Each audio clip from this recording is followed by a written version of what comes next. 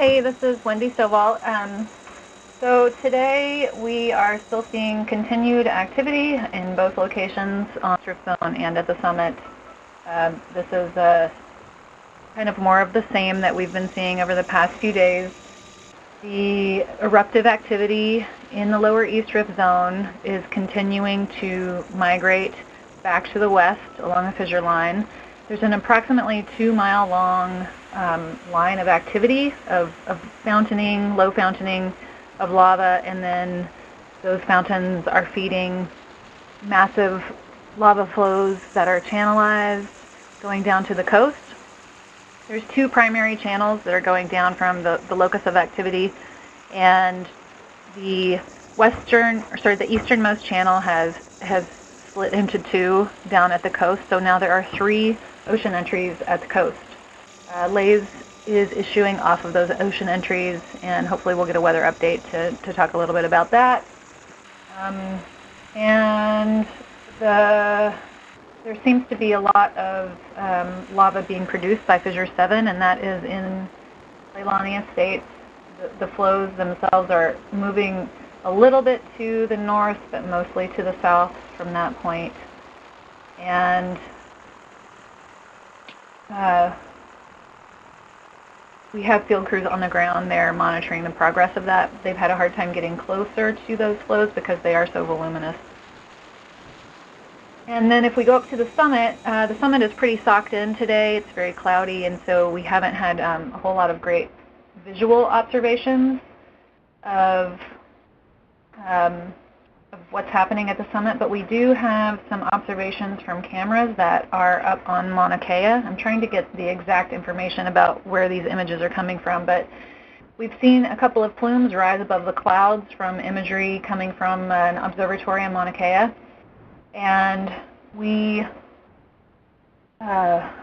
did see a plume go up to about 6,000 feet above sea level, 6,000 to 7,000 feet above sea level this morning, but it was just a minor explosion. And then yesterday afternoon, one went up to about 8,000 feet.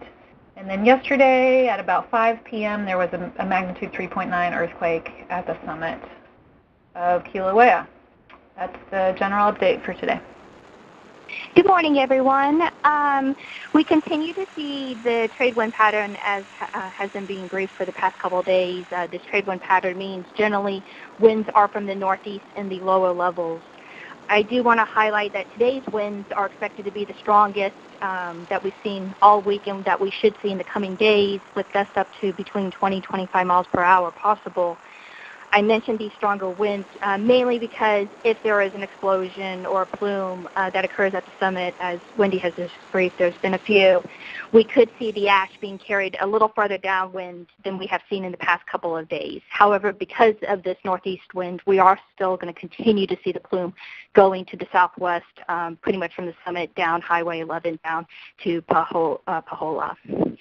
I also want to note, though, too, with these gustier winds, the winds can also pick up any ash deposits that have recently fallen and can result in dusty conditions, possibly even reduced visibilities.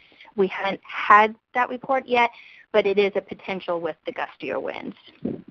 As such, the National Weather Service is continuing to issue a special weather statement in effect for the Cal District, accounting for these hazards pretty much until further notice. One thing of note, Wendy was talking about the different plume heights.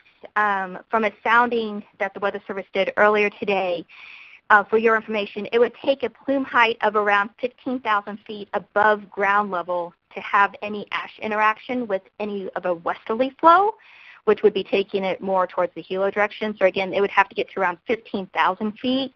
Most of the plumes and explosions we've seen in the past couple of days have been between the 5,000 to 8,000 feet above ground level, which is why we are seeing the ash mainly on the northeast trade winds heading down to the southwest from the summit along Highway 11.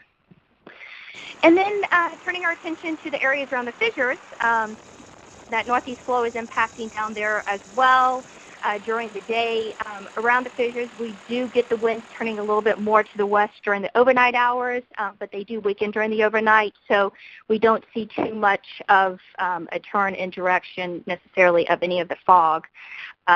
Primarily, so as long as the sulfide dioxide is being emitted from the fissures, we do expect the development of the fog in the vicinity of the fissures and that northeast flow carrying them to the south and the west. And that looks to be ongoing for the time being. Also mentioned about the lays.